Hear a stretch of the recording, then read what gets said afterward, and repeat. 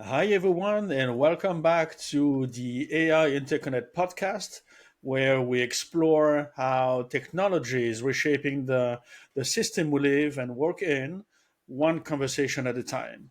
I'm your host, Lauren, and today I'm thrilled to welcome someone who's operating at the intersection of infrastructure, AI, and digital transformation. Joining me is Ken D'Amato, the founder and CEO of SmarTwin, a company building what we call, or they call, living digital twins to turn our building into intelligent, predictive systems. And Ken has been pushing the boundaries of what's possible in the building environment. And I'm really excited to unpack it all with him today. Welcome, Ken. Welcome to the show. Well, thanks so much for having me, Laurent. And what a great introduction. I could, Ah, I really appreciate that. You're very kind. Thank you. yeah, I get used to now. And very happy to have you with us today. Um, Thanks. that's uh, that's great. Let's I always love to do that. Let's start with you, Ken. Sure. I I love hearing about the road before the road. Uh, Yes. what uh, what was your path into Yeah. this space? What Sure. pulled you into infrastructure, smart system, and ultimately led to funding SmartTwin? Yeah. Thanks. Thanks. I appreciate it. Yeah. It's like the Beatles, long and winding road for all of us. So, yeah. My origin story is coming 20 years in the AEC and digital modeling and building information modeling world. I came out of went 2 years in SUNY, New York, and then went to Clemson, and then I was really had a passion for high end audio and got the consulting bug by consulting with audio systems for actually kind of the retail space. So my engineering degree allowed me to kind of see things in a bit of a different way. Got me to Xerox, where I started to really connect with the construction companies and the engineering and architecture firms. And then I looked at, of course, back then, they were printing, and I was like, this is going to go digital. So I got into BIM, which was building information modeling. And, that really took me into the world of digital construction and selling Autodesk software. And, kind of my aha moment was realizing that, or the first aha moment was realizing that building information modeling and looking at things in a 3D way was really more important and going to be a digital transformation and a sea change for the industry, allowing people to see things the way we really see things in 3D as opposed to 2D drawings printed out. So yeah, I really started to move into more than just selling so the software. I got into the projects themselves and started to work with the companies like Perkins Eastman, worked with a number of MEP firms and engineering firms, and started to get under the hood with their projects, and then started my own company, actually doing the building information modeling and working on great projects with my own company. My first startup, which was like the Nordstrom flagship store in Manhattan, the concourse for the Long Island Railroad, which was huge, and working on that modeling. It was a great team.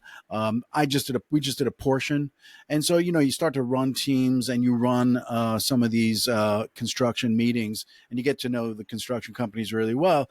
And I kind of realized how much time and money is lost. On broken communications and data silos in construction. And, I also saw before the pandemic that there was a lot of profit erosion and a lot of offshore companies kind of doing things for cheaper, and just because broadband and the internet made it so possible to transfer these large files. You know, I saw that it's time to move, especially when the pandemic happened and I had a brief time to think about it. I really saw that it was time to move into AI and digital twin. And I thought digital twin would take off first. I don't know about you, but I thought going from 3D would be a natural thing to digital twins, but it really didn't. And AI just exploded. And so, really, I was really excited to work closely with some really good consulting firms and get to know their perspective on AI. Companies like Globant, good friends over there, great people. We talk to them all the time, and then other companies where they were looking at the metaverse and things like that. But that was all during the pandemic. Had a brief foray to help Madison Square Garden open up their doors and get people in the doors with some of the, I guess you would say, kind of health check apps that would allow people to walk in, during and after the pandemic when things got opened up. And yeah, I find today, we're really seeing AI helping people connect better, make better decisions on their data. And we're building right now a product called Plexify AEC, which is solving some of these problems. And it's an AI native platform that's really tailored to the AEC industry, especially construction, because that's where you can really dig into some of these problems and you can really affect their productivity. And we're helping them build agents and have automated workflows, especially for reporting everyday things that they do that take up a lot of time, but are very important to their stakeholders because they want those reports. They want to see how the progress is on a daily basis. And, it's more than a co-pilot, but we can talk about it further. So, but, we're just happy to be helping our construction customers. That's I love it. It's a great introduction. More than that, Thanks. I no, it's yeah, digital twins. Yeah, I thought also about metaverse started Yes. before. Yeah. We heard about this before AI, and it went bazoof. um, Yep. but coming back, obviously. Yeah. Then, I mean, you mentioned a couple of things, but for people hearing about Smart Twin for the first time, what's the core idea behind it, and what problem are you solving exactly? Yeah. Yeah. So, the core idea of Smart Twin is bringing a lot of these various technologies that you're discussing uh, to very specific problems that the construction industry is having. And we do believe in digital twin, but it's morphing more into an AI version of a digital twin, and synthetic data and things like that will help with that. And we've always believed in simulation and synthetic data, but when you go to and talk to a construction customer or any engineering or architecture, they're gonna have these daily tasks that they do that they have their people caught up in, that cause them to stay past 6 o'clock or Eastern time, to 10 o'clock at night working hard when they really could use some AI that would just do like 80% of the job, create perhaps reports that they would be searching through different data silos and different databases and different project management, because the kind of the creep of project management softwares, especially in the construction industry, is that every single owner has a different project management tool that they want you to use. And so now you've got all across your whole company, you've got all these different data silos. And so AI can really solve that problem and make those connections, which we've seen recently this past week, on like Thursday and Friday. Various companies were saying, we will connect to your databases and to your other applications. And then you've got, you know, MCP, which is kind of a protocol that allows you to connect to different databases. And so in our world, we want to connect people to the Autodesk applications, to the Procore applications, and to the SharePoints, and perhaps even Primavera P6, and allow them to see everything with the AI, and then have the AI surface that information in a report template format that allows them to say, okay, great, this is what I have to get out this afternoon. Let me go through it and confirm that it's correct, and then also add some things that maybe I've heard in meetings, or that I'm speaking to a subcontractor on the phone that the AI doesn't know about. And now you have a very rich, comprehensive report to a stakeholder who's going to then appreciate that. And you're going to get kudos when you go to the meeting and maybe a raise. So, Yeah, good points. That's true. That's true. Yeah, I love it. Then you mentioned all these applications specifically for construction, Autodesk, and these things. Do you are you doing all the? I mean, it's only construction on your side for the time being. I believe in, obviously the engineering and architecture can benefit as well. But construction is under the gun. So Yeah. Okay. these guys have got to get it done, and they've got to get it done under budget. So there's a lot more pressure. So as a good friend of construction companies, and I do have good friends, I want to relieve them from that pressure. So that's more of a kind of, I guess you would just say, low hanging fruit when it comes to really solving a problem for the industry.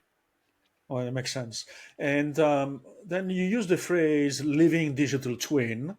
Can can you walk us through what that mean in practice? What makes it different from what traditionally out there? Right, right. Well, again, I mean, there are some great companies that are doing work in like the facilities management digital twin area, and that is, kind of a living digital twin, because you're working on the heating on a daily basis. You're working on energy, both calculation and both understanding of the energy use, and trying to maximize and reduce costs on that. So that's kind of a living digital twin. Um, we have not gotten into that. We're more on the AI side of Okay. a digital twin, and that could be anything from like a digital twin of your workflow, and that's where you build agents that are living on a daily basis and looking at the data that's coming in for your project, and helping you, be helping you and assist you in all of the data output that you have to put out, like reports and other things. And also, taking a look, which we'll start to see in the future, helping with coordination meetings where you're trying to coordinate subcontractors in the construction documents, and also then the building information model, and then also out in the field. Okay. Very clear. Um, Perfect. I have it. Yeah, clear as clear. Smart buildings and prop tech space um, has exploded in complexity. Yeah. What trend are you most focused on right now? Yeah. Whether it is AI, or I mean AI, obviously, compliance, maybe, or Yes. sustainability, user experience, blah blah. Yes, yes, yeah, no doubt. In terms of building and the building construction, compliance is key. That's something we're focused on, and the reporting. Um, like I said, that's kind of a low hanging fruit for us to solve that problem. And then, as far as like the building or the after, like the handover, that's really super important to make sure the customer has all of the model uh, pertinent information that they need to then build a digital twin, or perhaps the construction company may help them build that. That's another revenue stream for the construction company. I can say that we're not totally deep into that yet with AI, or um, you know some of the legacy softwares out there, like IBM's digital twinning for buildings, Maximo and stuff like that. Uh, we're a little bit more like deep into the workflows and twinning that way. Yeah. Okay, I love it. Um, I really love it, by the way, because I do a little bit of these things myself at my Oh, level, cool. Oh, yeah, and yeah. how we'll talk about that. And how do you think clients are evolving in their expectation? Are you seeing more technical readiness, or are you still doing a lot of education yourself? Yeah, well, there is a lot of education, no doubt. I guess, they call it the bleeding edge for a reason, where you Yeah. actually start to bleed a little. Yeah, so we're seeing, there's an adoption friction where some people are so used to using legacy tools and into their either legacy and even paper workflows that they have a real tough time leaving that behind and adapting that to an AI workflow and trusting an AI agent. There's a lot of concern about uh, being replaced by AI. I think it's unfounded because AI cannot have a heart to heart discussion with a subcontractor to motivate him to, get back on schedule. Um, Also, uh, AI is not going to take your job, and many people have said it, and I said it early in this career, is that it's not about AI taking your job; it's about somebody else using AI that's versed in it taking your job. So it's really a good idea to learn as much as you can about AI and start to use the tools. Now, and one of the big things that we answer really try to bring to our customers is AI is so bifurcated with so many different tools. How do you have one single cohesive wrapper around everything? And that's what Plexify AEC does. Fantastic. Yeah, awesome. Um, let's flip the lens for a moment. Sure. Every funder I talk to faces hidden friction, technical, commercial, operational. Uh-huh. What has been hardest to solve so far with SmartTwin?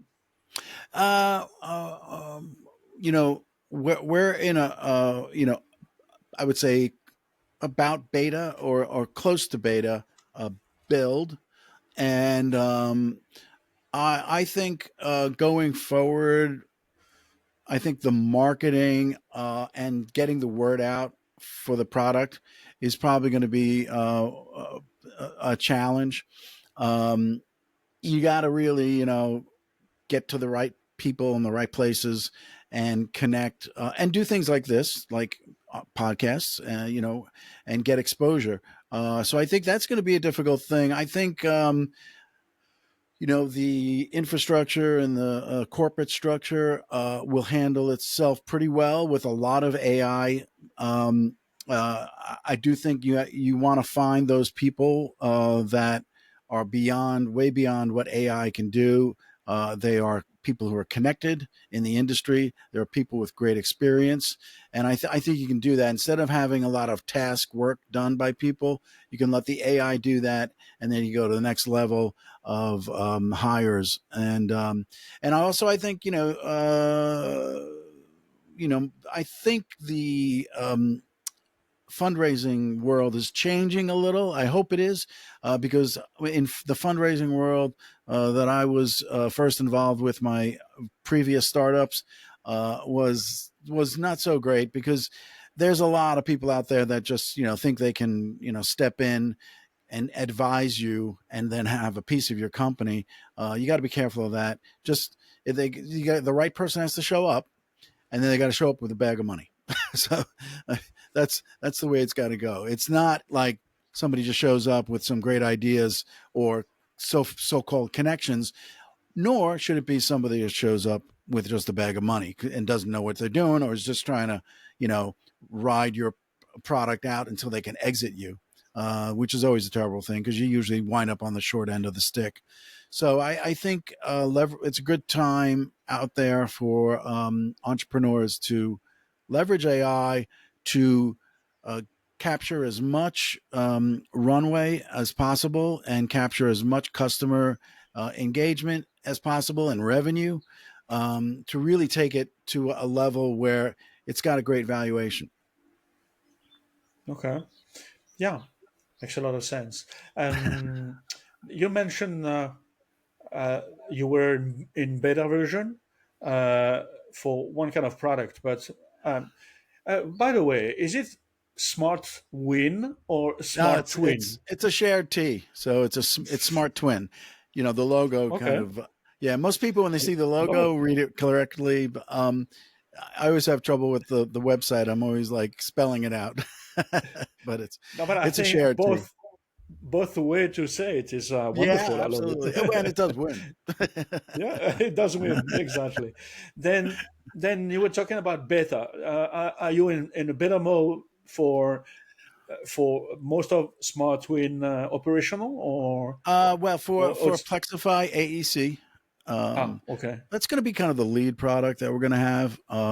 You know, right down to the fact it'll have its own website, and it's going to be powered by SmartTwin. And the people who are involved, we have uh, both. Developers that we count on, and then as the company grows.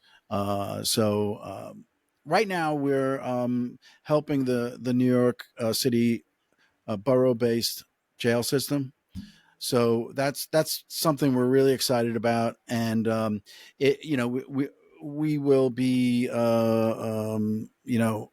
really honing and really uh, working to make the product streamlined, and we'll get it out to everybody, soon after. I mean, this all happens so fast. It's just unbelievable with the way okay, you can build with AI today, and you can adapt to a customer's needs.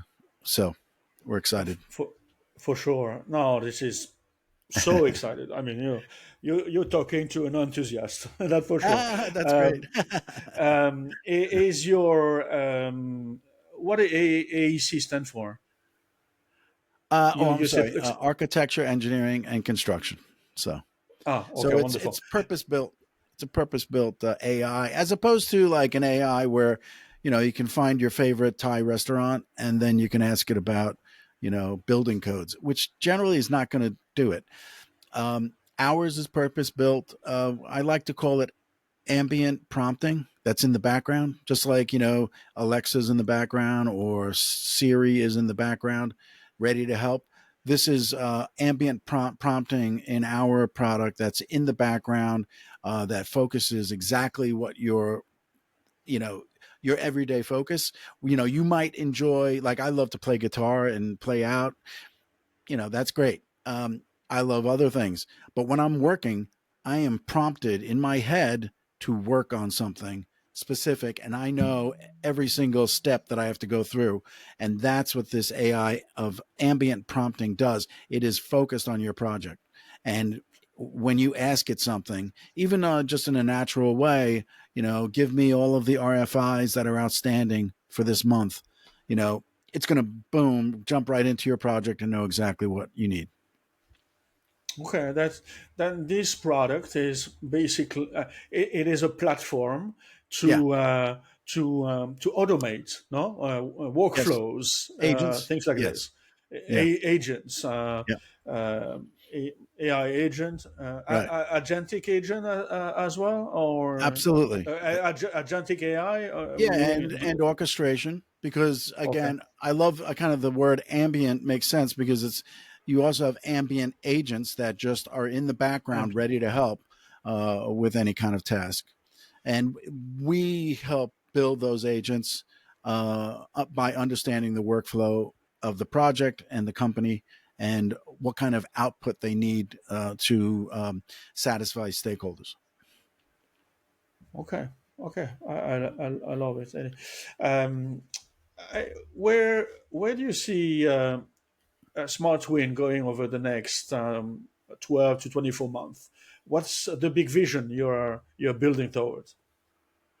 Yeah. I think again, we really want to roll with this kind of ambient tools that are in the background, where somebody doesn't have to figure out how to use the software. Doesn't have to go to a specific, tab in the software to find. I need reports done, and I need them done this way. And it's like you just tell it. It's like that really smart junior manager that you just tell them, I need this done. And so the agents will understand context and they'll execute tasks.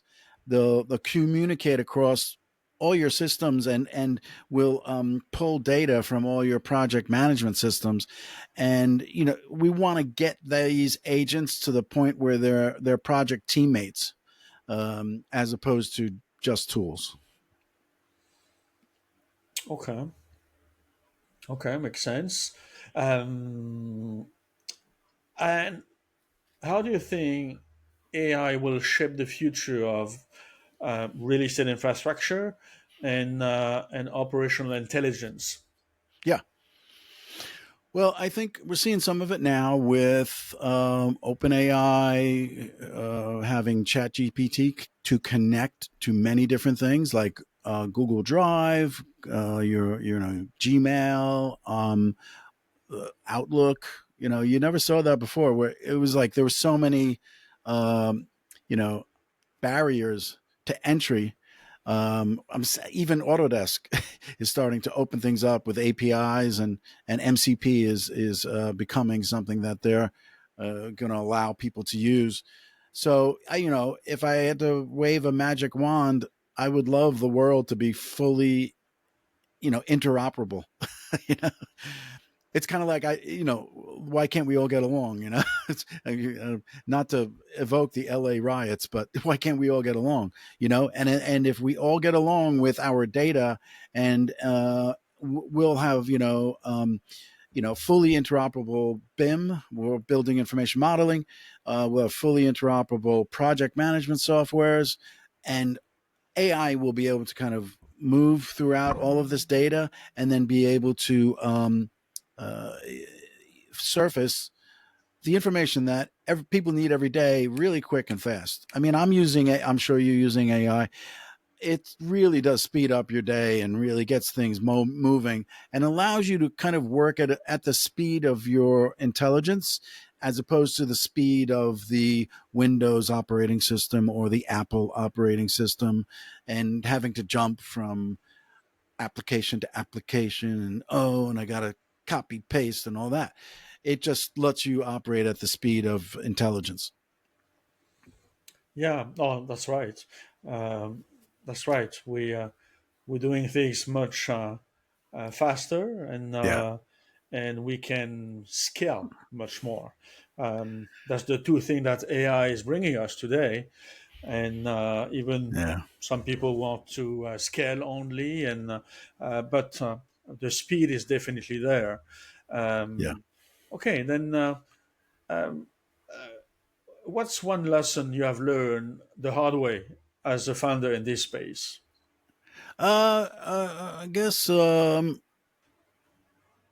guess there's a fire hose of information, especially Yeah, on AI, and I kind of feel like you have to allow the algorithms to kind of allow you to see the information, and then use AI to focus on what you need. Um, I see people out there kind of getting caught up in buzzwords and also getting caught up in benchmarking. It's like, who cares how fast each AI is? I mean, it's great for if you're in that business, and that's your bench, that's your uh, goal. But most of the time, a very good AI is going to do the right job, but some do some things better. So you got to be able to choose, and it is good to have kind of a family of AI that you kind of choose upon. And I'd like to see